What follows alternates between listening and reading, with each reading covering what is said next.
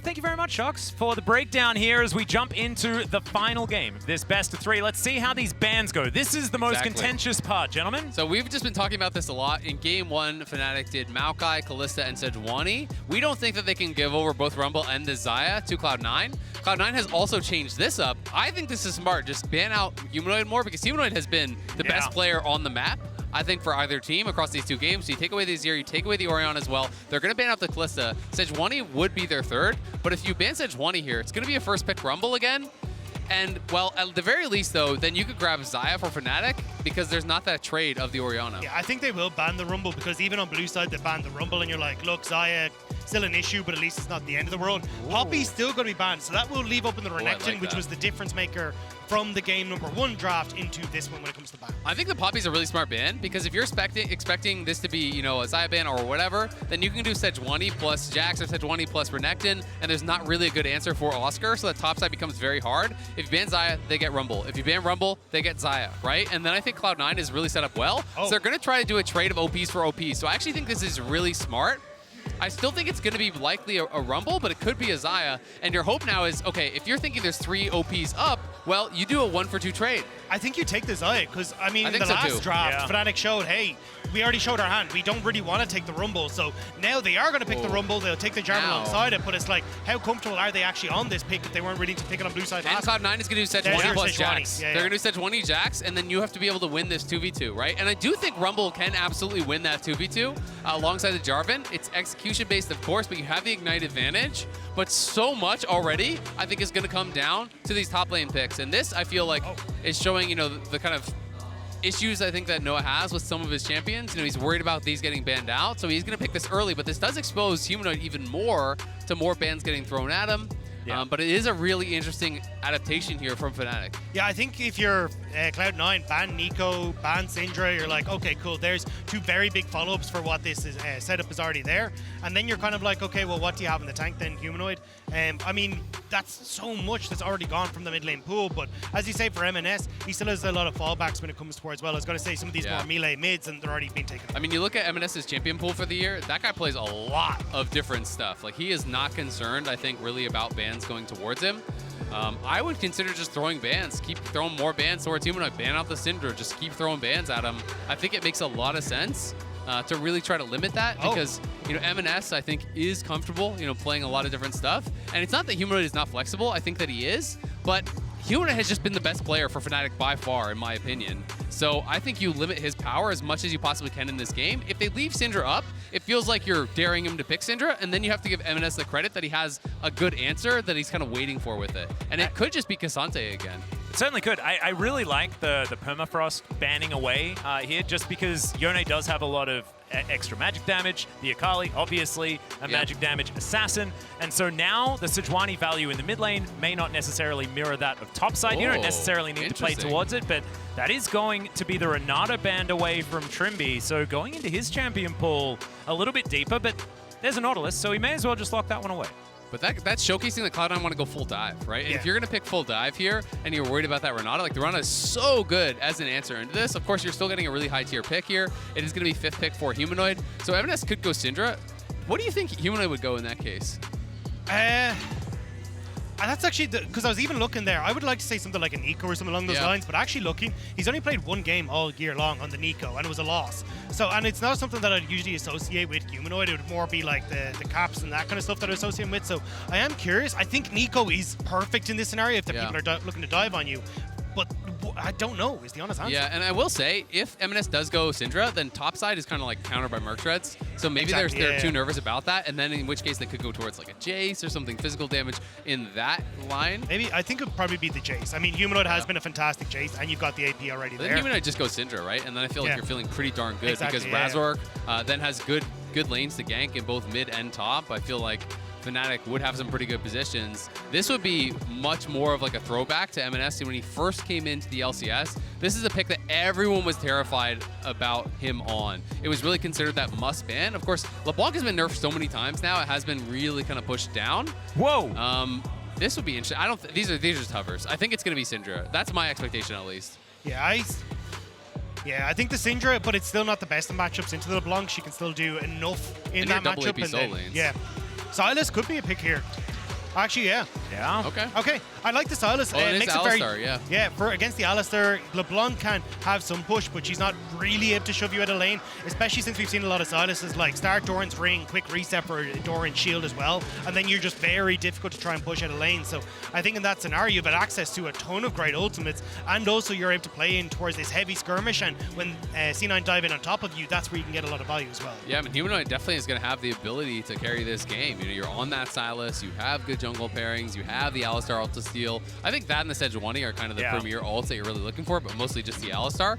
There's a lot of pressure on Cloud9 to play well on the top side, though, because this is very reminiscent of the game that they got blown out against a T1, where Zeus actually went with that Rumble, and they went with the Jax answer. They had the Bel'Veth instead of the Sejuani in that one, but that went so bad so fast. Fudge did play the early waves well, but then Blabber got pushed out of his jungle, and all of a sudden, Fudge is getting dove, and it kind of feels like it's GG. I also do feel like for MNS, though, this is also a moment where he can step up and be the carry. Noah has no real safety on that back line. Like, you're with the Rel, what you going to do if a LeBlanc pops over the wall, immediately deletes Noah, and then it's like, cool, we're 4 versus 5, we should be able to snowball this fight out of control. So I definitely think on both sides, mid laners are the ones to watch.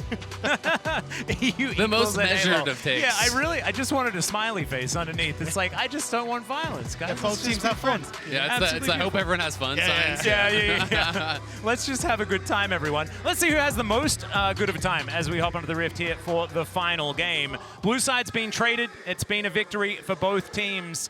And now we'll see whether Fnatic can fight back against that with a decent draft, or whether C9 can be the ones to take it here as we jump into the Rift for game number 3. Already really calling out to me is the fact that Oscarinen is playing TP. He is not playing Ignite. So losing points with on the Huni scale. He is going to be playing a much less aggressive. I will say this is more measured. If it goes bad, it's not going to go as bad. And if you don't think that you can win the 2v2 against the Sejuani Jax, this is just the objectively correct choice. But what I will say is your kill pressure is way lower against the Jax in the 1v1. And this does mean if C9 can do well on the top side, get Fudge into a good position, I feel like you can get much more quickly to that point where you can just straight up win out in the side lanes. Yeah, especially when you've already got Humanoid, who in theory in this matchup should be shoved in, opening up MNS to start to look for these roams. So I think Razork is definitely going to have his work cut out here to try and disrupt that Cloud9 play. I think the 3v3 on the top side of the map is where my mind is going to go. That's the whole series, no? It's been the whole series, and that's what I'm looking out for now, as Blabber is going to close in on Humanoid, and he's just going to dash away. Yep, sometimes you just want to abscond from the whole situation, and Silas is pretty good at it. No. In this case. No, not in this case. That would be a silly choice. Fnatic now going to start off on their blue side. Blabber a little bit more lonely, doing exactly the same thing. And, oh man, I can't help but want the camera to just be in top lane the entire time, just to see who is going to be able to get that early advantage. Get like the first-person POV, where they're just like zoomed in on the character. Yeah. Really experience what it's like. First top person. Laner. I want to see first person view. Exactly. Just stick up the health bars. Let's just make it a fighting game, to be honest. Hey, it's perfect. Ready, fight. And we don't quite have Rumble and Jax in the fighting game yet, but maybe they'll get there in the future. Maybe they just haven't told us. Hey, that's true. Maybe we're doing spoilers by accident without actually knowing anything. That's not a spoiler. Yeah. That's just a beautiful prediction. Hey, there it is. That's all of my I can't things get that I've fired for spoiled. predicting something. Yeah, I know that's true. Otherwise, I would have been fired long ago. Same. For things like my Breon predictions and certain Humble Life Esports predictions. Is now Fudge going in onto Oscarinen, and that is going to be a decent trade. It's probably the best you can hope for as the Jax at this point in time. Yeah, I mean, Jax in the early levels, you can get the push. You're trying to look for that bounce. Feels good. Yep. Not as good. No. But you get a two-man pulverize. You're going to walk away from the situation with not very much health bar, feeling great. And then you just say your teammate with, where's the follow-up? Yeah. Come on. Yeah, exactly. guys. Question mark ping them. Yeah. Like, you're good. Yeah. Yeah, that's the best way to keep up morale. In a I tight think you series ping your like this. jungler in that case, because you want to keep up morale within the 2v2, No jungle? right? Jungle AFK farming? 6 camp clear? I just hit a two-man pole. Where were you? I will say, though, I like that Sven is now taking that opportunity to actually go in and roam. All right, get that ward down so they can spot out exactly what the plan is from Razork, because they didn't have a huge amount of information. Now Razork on that top side, but the wave's in a terrible spot for Fudge. Yeah, he's let's going to have to see. back away. It's bouncing. Honestly, it's totally fine. He should just back up. The wave is going to come to him, so he does not need to walk up. There's no reason for him to ever walk up, and honestly, he should not even be playing that close to that brush. Oh, no, the flag is going to come down. That is the E button. and Fudge is going to be A-OK. Yeah, that was honestly pretty well done from Fudge. He's playing right on the range there. If Razork flashed for it, he gets knocked up, but I still think you're going to be okay in that situation because he got the E down so early that there's not going to be a lot of follow-up damage. So credit to Fudge, playing that line well. He had the wave bounce, so he was honestly in a totally fine position.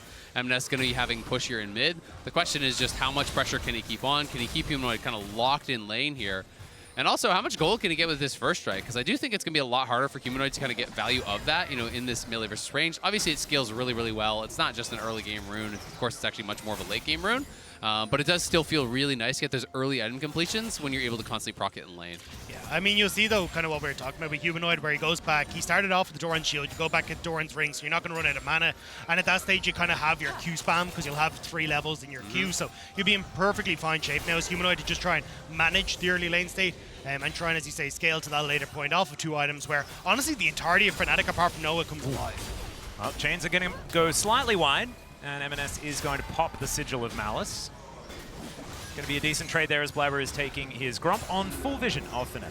Yeah, exactly. MNS basically got stopped on his base. Humanoid warded over the wall, interrupted him, so then MNS just went out. And you're just spending your health bar to get a little bit of a trade before you go back to base, and then you TP back. And then he's hoping that he can maybe hold that wave off the turret to deny Humanoid from going back and kind of create that HP advantage that way. We'll see if he's going to be able to get that base timing, though, because MNS got delayed on his base again, which is kind of putting him in this awkward spot where now he has to stay around for another wave. And sometimes you can kind of get awkwardly locked in the lane a lot longer than you would like to be. Yeah, Humanoid not going to find the chain there, decides not to go in as M&S is in a whole host of trouble. There is the Arctic Assault to come through from Blabber, and that is going to get the flash out from Humanoid. Nicely played, but right on the edge there from C9. Right on the edge, but this is brilliant. If you can actually get back, TP back, because now there's no flash, there's no TP on Humanoid, and he's lower on resources here, and it's going to be M&S coming back with both summoners. Well, his flash up, he's going to spend the TP, and a full health bar and mana bar. Yeah, even picking up the blasting wand off the back of it, Dark Seal, he's going to be doing a lot of damage when he comes back into this lane. And you can see, even though you're picking up the bits and bobs for Humanoid, you are delayed on hitting things like the Lost Chapter where you can actually start to trade effectively. So M&S is going to be in a great spot. You've already got Sven. You've seen him gank this top side a lot with Blabber, and Oscarinen isn't ready for this.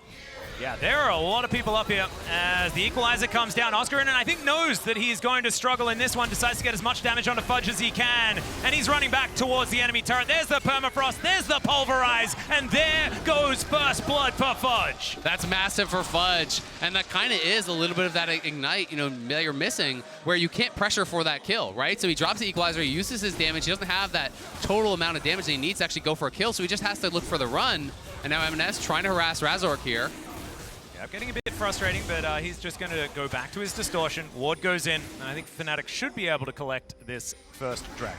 I will say, I think it was a little bit greedy from Oscarinen, though, like trying to stay underneath the tower, pressure with the flame spitter when you already have your jungler on bottom side, 0 vision on that top end. Like, there was no reason for you to try and be up that far in lane. You had already crashed it. So, I mean, nice punishment from C9, but Oscarinen should never have been in that position. Exactly, and we saw Fudge in that position earlier in the game where he played with respect to it. He didn't walk up to the wave. You have to kind of balance it, though. That is one of the problems with Rumble, is that Rumble has to kind of be harassing and be aggressive into this matchup, because if you just farm even against the Jax and you play too passive, well, the Jax just kind of outskills you by default. So you have to really walk that line well, and it means that you have to really track the enemy jungler well, track the enemy support well, to know when you are in trouble.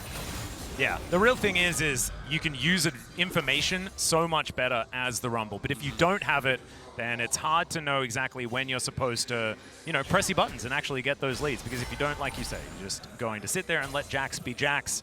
So it is going to be a lot of the initiative. Like, Fnatic is the one that needs to be making the early plays towards the top side of the map, but they do still have a whole bunch of scaling options elsewhere, right? So you don't necessarily need to feel as pressured. Fudge still should be that win condition for C9 if they need him in the later stages of the game. And he'll be set up really well for success in the side lanes, because if you pick up a bit of MR, who's going to answer the side lane? Humanoid or Oscarinen, right? So you're going to be set up well for that success in the side lane if they want to play heavily towards it.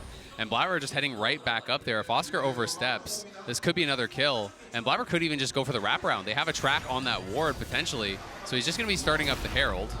You can see Razork coming down. Mid lane is kind of in parity right now, so this is maybe a little bit of a risky take. We'll see, though, if Cloud9's pressure in mid is enough to grab it. Yeah, flag is going to be in there, but it looks like Razork does not want to head over here, understanding that he needs to relinquish control of this top side. And that is going to be C9, getting the first topside objective in trade for the Dragon that Fnatic already picked up. Nothing really in it as far as advantage for either team, though. Just a lot of these micro leads, and of course First Blood going to C9, but anything could still happen in this game. You have to say, though, it's a 1K gold lead, and they haven't dropped their Herald. So I think they're in a pretty good spot, and they're looking for a dive. The two-man Polvi is going to come through. There's the crash down, but it's the Featherstorm that's going to answer, and Sven is the one that locks down that kill, and now Noah, can he answer back? He's got red-white guns, but Berserker's feeling good, and that is going to be the tanking done so beautifully from Sven as well to make sure the Berserker's all right. They get a plate off the back of it. And that's the power of the Alistar hitting 6. You got that push, you hit level 6 up the wave, and immediately dive.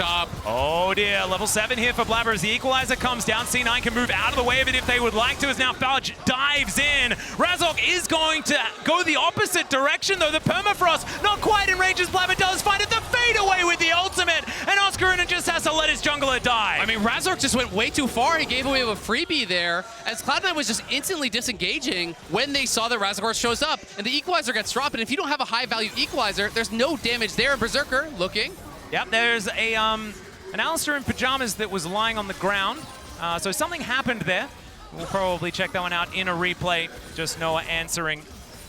And Berserker is just going to look to hold on to this wave. So not the most massive of advantages. I do agree with Azael, though, going back to that top lane play. I mean, you get complete discoordination on the ultimates coming through from Oscarina and Razork, so that's the turnaround that C9 needed. And once you're able to focus down one of these members, you're in a good spot. But we're going to get this play on the bottom side to see exactly what's... Oh, this is actually the initial dive. The first one, right? Yeah. Level 6 hit up by the bot lane of C9. You don't have level 6 on Trimby to try and disengage from this. And that ultimate, you get so much value from the Alistar, and I think this is the downside for not trying to play away from Rift Herald. And then here on the top side play, like, that ult is hitting nobody, Oscarina. It barely even hits the wave.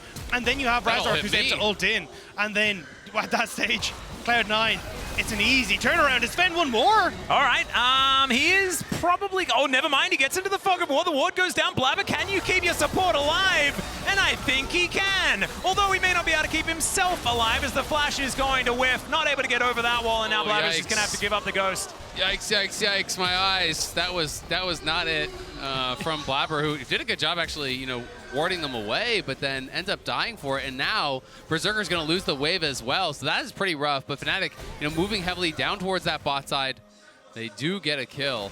All I'm saying is that's what happens when Azael talks smack. I'm just saying, you know, it just hits him back straight away. But yeah, I mean, Sven tries to get the ward in the bush. Immediate Trimby already there. Hex flashes out, gets the setup with Humanoid, and a nice roam from Humanoid there to find that opportunity on the bot side, especially with Razork now moving down to clear his bot camps. You've got the numbers advantage. MNS is still in the middle. And this just got a little bit dicey there. And this is that thing where Trimby flipped him away from the wall, and that actually changed the distance that Blabber would have needed. So Blabber, you know, needed to be patient, walk all the way back to the wall. He was against it, so I think he thought because of that position he would have been able to flash out. And I think just didn't catch that he actually got flipped off that wall a little bit there. But a bit of a rough one from Blabber, great roam from Humanoid, and great use of that Sejuani ult to steal that away and get themselves a kill, plus the free flash. So Fnatic in a good spot, but Cloud9 hovering here around that bot side. Yeah, there is the Glacial Prison just going to get thrown away. I really do like Herald. the question mark thrown up by Sven. Not so much the second one.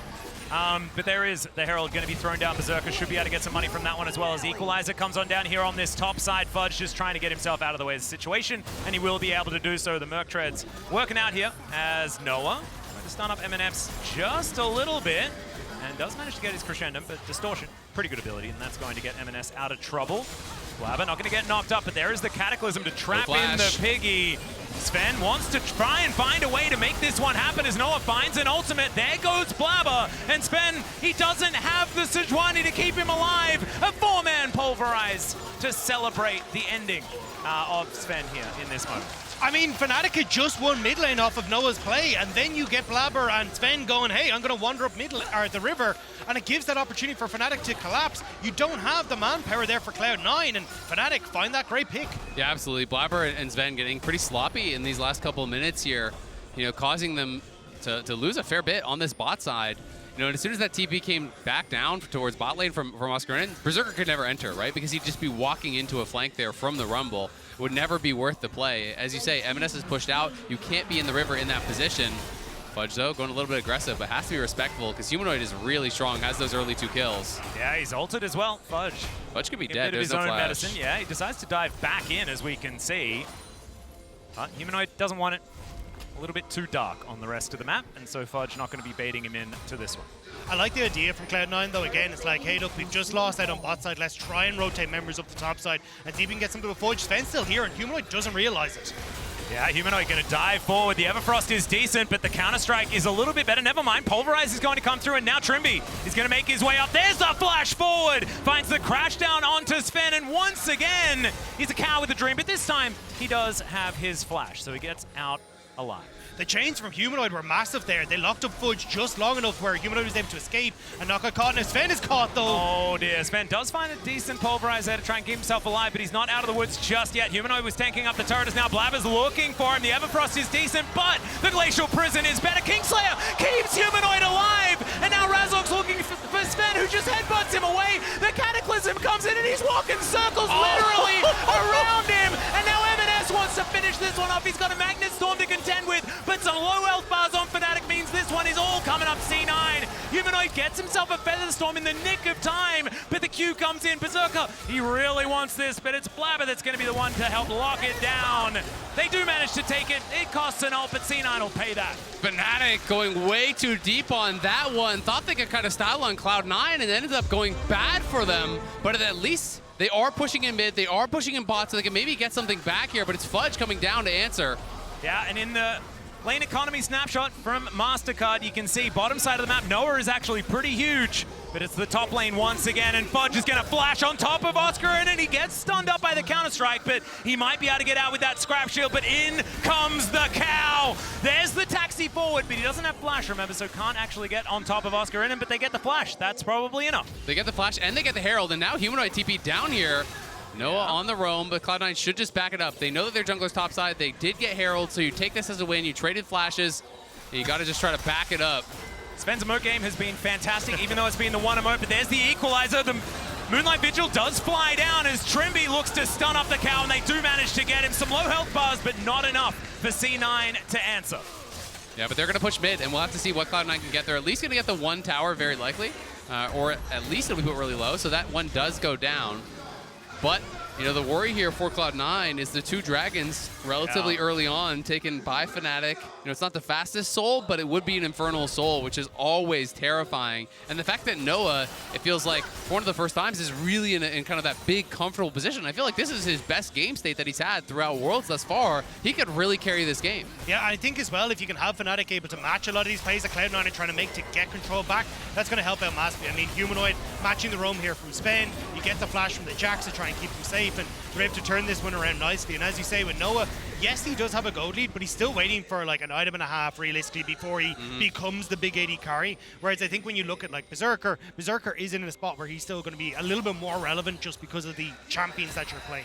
Yeah, and Cloud9's still going to be trying to play heavily through those side lanes, but we'll see how Fudge can do, because Humanoid has seemed more than equal to the task as far as answering him in those side lanes. I'm interested to see where Fudge does build. Does he build more towards the 5v5, or does he start picking up some MR and trying to play heavily through sides, right? Because the MR is going to be really effective. He wants to commit to those side lanes. But at the end of the day, if it's a game that's going to be decided in 5v5, you're still going to have to deal with all of the punishment that's going to come through from Noah. And I think you kind of have to accept that, hey, look, we're going to need to team fight. Fnatic have the tempo advantage at this stage. They've gotten the positional, or the wards that they want to try and play for the next Dragon, try and play for mid lane turret, even if they want to forgo Dragon. So I think as Fudge, you have to play for team fights, because that's where this game's going to be decided. And I agree. I mean, C9 tried to play, you know, for those early Heralds, and you're supposed to be trading objectives for gold, right? And that the idea is that you come to this third Dragon fight with a significant gold lead, and then you're in that winning spot. You take the fight, you win the fight, you get the Dragon, all of a sudden the other team is in kind of a really hard spot. But the gold lead is nothing, right? The gold is, it may as well just be dead even. When you add in the combat stats from what Fnatic has on their Dragons, I would say they're maybe even slightly in the lead, or at the very least very, very close. So it's really going to be down to the execution here. If Fnatic gets this third one, it could be problems. They do have control of the vision though, and Razork is going to figure that one out. Takes 2/3 of his health bar in trade, and now has to go for a reset. And there are a lot of things that give advantages. You're talking about the amount of stats that you have, that's very important, but vision is also very important, and it's C9 that has a lot of it around this very important Dragon. And that's why I thought Fnatic were going to give it up. Maybe try and play for mid into a top side, get 2 towers, but you've got the reset that was actually cancelled on Oscurin, and he wanted to reset to try and then make a TP play in towards this objective, but Fudge actually stops him on the top side. Yeah, he's fighting him as well, as we could see on the minimap, but is going to pull away. Razork's back, though, so, the chunk didn't end up mattering. They're pushing out through mid, but Fnatic are just going to start this very likely. And we'll see if Fudge can actually get down here, because there's the base from Oscarinin way before Fudge. Fudge is going to cancel his base. He's pushing top, but I don't think this is the right choice. I mean, Oscarin's just going to TP for this, and you're just giving up soul point for free. Yeah, teleport onto this outer turret towards the bottom side of the map. The Equalizer is now making its way into the fight as MNS gets over that wall. The Drake is going down low, but Humanoid now going for the engage. The Equalizer is decent, but it's not onto Berserker, who's now trying to kite back. The Drake goes down, but can they actually stay alive in the fight? As Humanoid, he flashes away, but the execution's there from MNS. They need more. And now C9, yeah, you're exactly right. They're going to have to go for it as the Magnus Storm is massive! Trimby's going to try and take them down. Is now Oscarinin in that backline with the Flame Spitter just burning them all down, but it's Berserker that's trying to get more. Noah now able to get those shots in. It's a bit of a disaster, but in the end, it's all Fnatic. And Berserker's just trying to get that one last kill, and Noah says no. They couldn't get Noah, and that might be the end of the C9 arc at Worlds 2023. What a fight from the Fnatic AD carry, who's been doubted for so long at this tournament. I mean, Cloud9 just showed up way too late to this. The fact that Fudge cancels his base, by the time they arrive, they can't even really fight for the Dragon. Imagine if Fudge is here this early. Humanoid going forward would be punished so much more heavily. But instead, the Dragon goes over pretty much for free. Humanoid gets put low. Cloud9, no, they need so much more from this fight. They need to try to funnel in, and that's where Trimby finds this angle. Razork goes in, Trimby goes in. Berserker is free firing, but that ulti from Noah, the AoE was massive, and then Fudge flashes in the backline, but he's zoomed. He didn't get to base. He's out of mana, couldn't actually push forward to try to get the kill on Noah. Also, the fact that Razork doesn't actually stick around in the Cataclysm. He pieces out, which means you've still got peel for Noah at the back end of this fight, and then you're able to follow through with the damage Oscarinin has on this Rumble. Really well orchestrated fight, and Fnatic want more.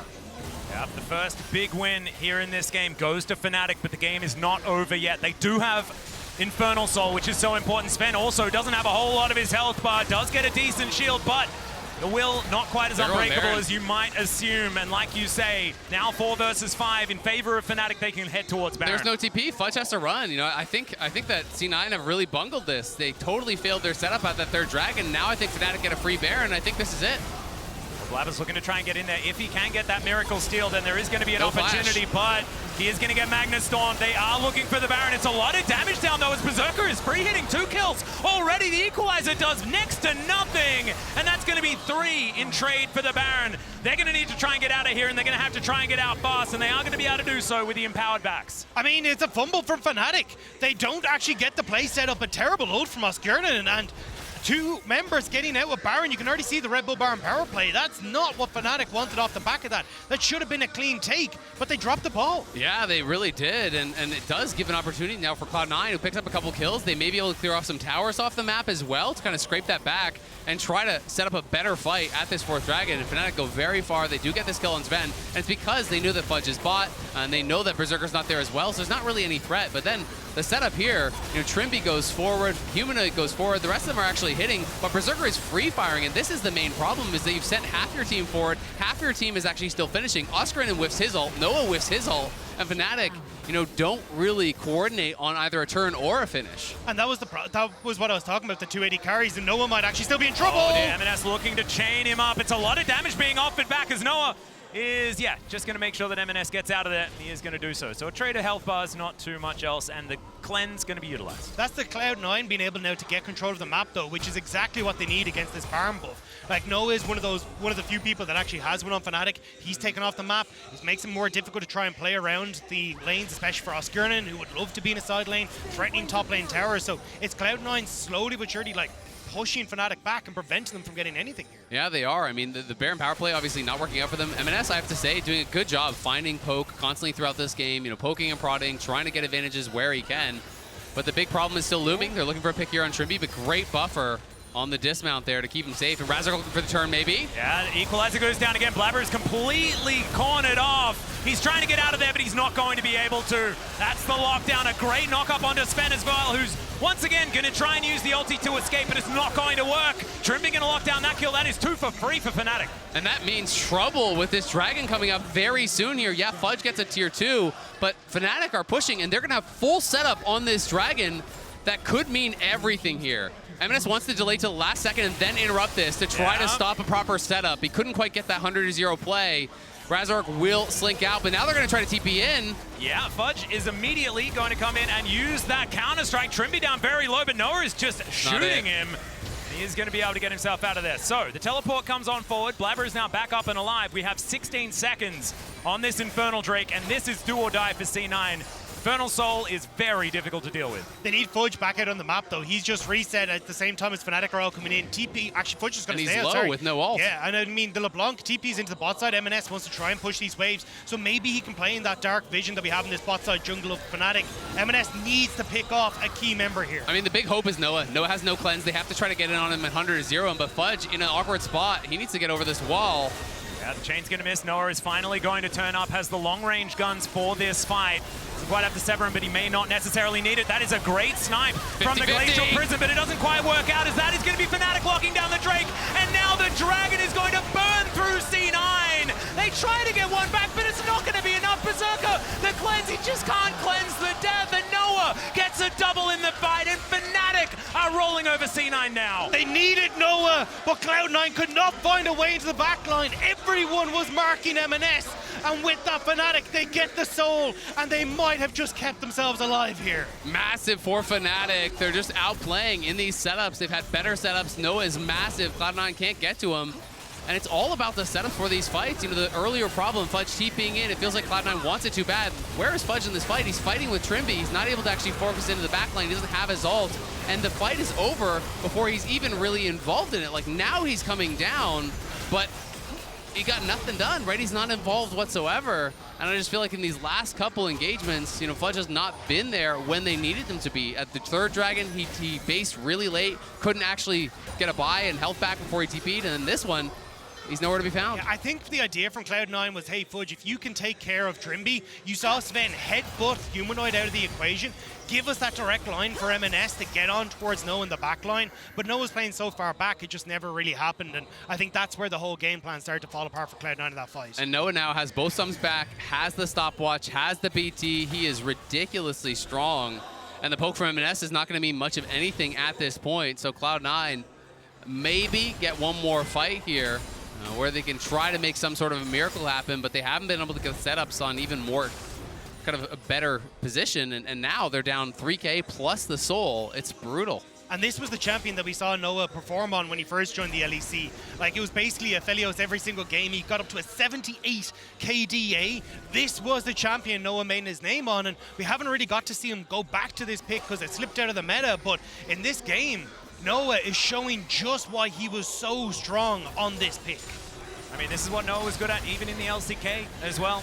He didn't play all that much, was mainly on Challenger for KT, and it's a large reason why I don't like to talk about the history of Noah, because KT has that air of mystique. If you tend to say good things, the opposite tends to be the result. You couldn't have waited till after the game? Ah, well, look, I want to keep it interesting, and honestly, the amount of cursing that's happened on the other side, I'm only evening it out. As Noah now moving towards his mid lane. Yeah, I was going to come back from here. Congratulations, Fnatic. Yeah, I think we should crown them now. If I could put my fingers in my ears right now, I would, okay? It's all right, everybody else can hear. 8-0-7, though, Noah is indeed legendary on his Aphelios. Razork now pushing further forward. Can Fnatic get that Baron set up to make sure that they lock this one down onto 5 members this time, and then just push down the enemy base? It should just be. Yeah, I don't think Cloud9 are even going to look for it. You can see pings towards that bot lane for Fudge. You're just going to keep pushing this up. They're probably not going to look for anything besides, you know, maybe the Elder. You try to come out and you fight the Elder. You pray that you're able to hold. You pray that you're able to steal an Elder, and then maybe kind of steal this game away. But it is an incredibly difficult spot, and M&S playing with fire. Yeah, it does have Distortion, does have Mimic as well, I hope. That is not actually there, as he is going to go into his passive, and they find the right one. Oh no, it's the wrong one! Even I got trolled there, but they are still able to grab this. But it's a 1-for-1, and you'll take that if you're C9 and you're this far behind. I think it's Cloud9, you have to try and make a play right now. Humanoid's on bot side. Can you find this engage while it's 3 people before Humanoid can join in? Blabber's looking. Yeah, they do finally see him, but is it too late? That's the question. They have to lock down Noah if they want to get anything done as Fudge. Already down to 50%. That equalizer was a whole lot better, and they don't find too much more. Fudge is going to go down, and now Sven's just trying to get the CC, but Noah is just a raid boss. He is just too massive on this Aphelios. I feel like we're back to the old version of this champion, and that one was too oppressive. Noah is just reminding us what he used to be able to do, and he's doing it now on this patch of all things. Fnatic now pushing in. They are going to be able to take the inhibitor turret towards the top side of the map. Inhibitor going to go down as well. And he's now 10-0-7. He's just too big. Yeah, they just can't deal with him whatsoever here. Cloud9, know that their windows of opportunity are so slim. They're trying to force a play here when they see Humanoid elsewhere on the map. However, seeing if he can split up one of the recalls, maybe make something happen here. They might be able to chase down Oscar. Yeah, MNS, can he actually land the chains to help lock down this Rumble? Or can he keep himself alive before the Rumble kills him is the question. MNS is now just one more tick of that Flame Spitter, and I think he would have died. Blabber's going to be able to lock it down because he's more durable, and they do manage to get a kill off the back end just before the death cap comes in. Yeah, I mean, still though, you're going to be in a position here as Fnatic where you can get vision down for this Elder Dragon that's going to come up. You need to reset now as Blabber and MNS, and unless you really want to commit a TP from MNS back onto the field to contest this 4 versus 5, you're not really in a position to do so, and even then you wouldn't have Blabber in a position where he can follow up. So it feels like maybe Sven trying to play off of lack of vision here for Fnatic, find that big ult or big knock-up that can try and turn this game. Exactly. I think Sven is just going to kind of risk it. He's just going to wait here for the Elder, and it's just going to be in for the long haul, and he's going to hope that they don't know that he's out on the map. He knows that he's kind of snuck in, so he's going to be looking for one of these really deep flanks potentially to try to get that big play. And honestly, I respect these types of plays because if you fight evenly from this spot, just straight up, you're not going to win. You need to have that miracle engage. You need to have that miracle play. If you can't get to Noah and burst him down, it's just not going to happen for Cloud9 because this guy is way too strong at this point. Well, Fnatic may not even go for it. It looks like they're just going to immediately push down mid lane, see if they can get position here, and they could try and end the game. You don't have Sven. That's your main engage tool. Sven is going to have to walk over a ton of wards to get into a position where he's happy. He doesn't want to give this one up, though, because he spent so much time avoiding all of this vision. He's still channeling the back as C9 look to try and defend, but every auto Noah throws into this turret is a dangerous one. The Baron's expired, so he knows that they're going to come over towards that Elder Humanoid. now. He finds the Glacial Prison that he stole away, and Oscar Innan's the one that finishes off the kill onto MNS, and all the while, Sven is biding his time, waiting for his opportunity. There's pings down. I think they know that Sven's missing. Yeah. They didn't see him underneath the tower. They're expecting the cow to be somewhere, so the cow has to back away. Fnatic get the pick off a Humanoid, and they'll get the Elder Dragon. Humanoid just coming up massive there, locks down MNS. He gets burst down, not playing Merc Shreds, obviously, and that CC layering was perfect from Fnatic. They're able to kill him off before he can jump to safety, and now Elder plus the Soul, Fnatic marching down mid, and you have to think Cloud9's time in this tournament is over.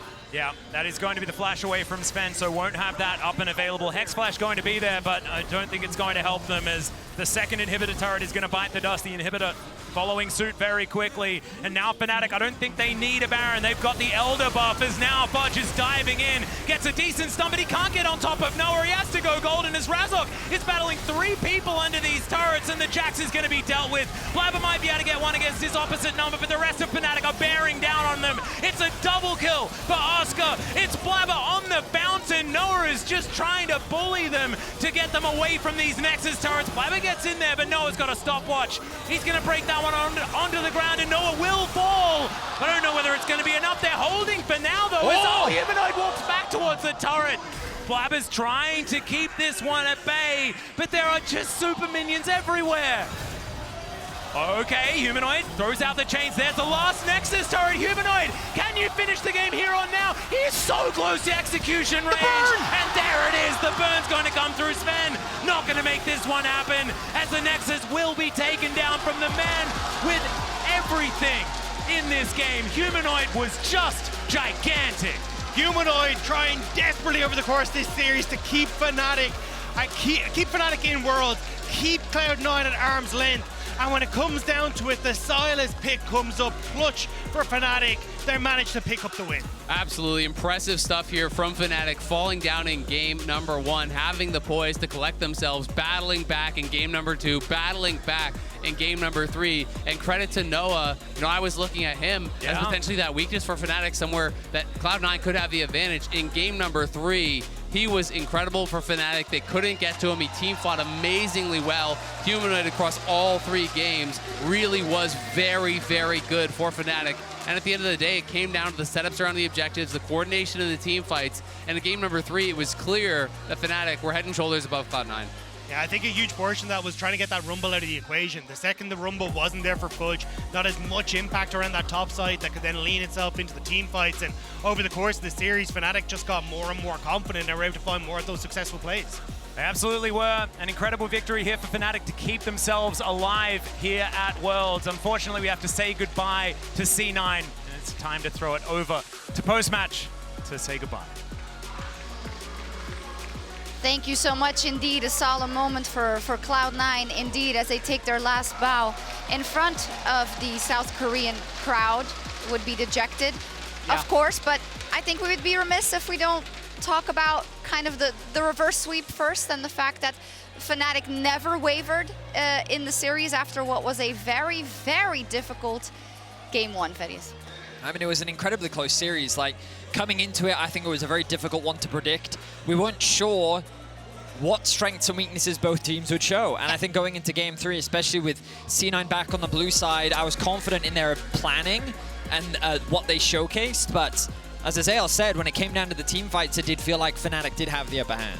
Yeah, and I'm just looking at some of the reaction shots from Cloud9. It's hard to talk past them because you can tell, you can feel the loss, right? The loss of their season, the fact that it is over now, the fact that I think every individual on Cloud9 is going to think back to a different moment or a different fight for what they could have done better. Berserker with the flash forward that didn't work. M&S with some of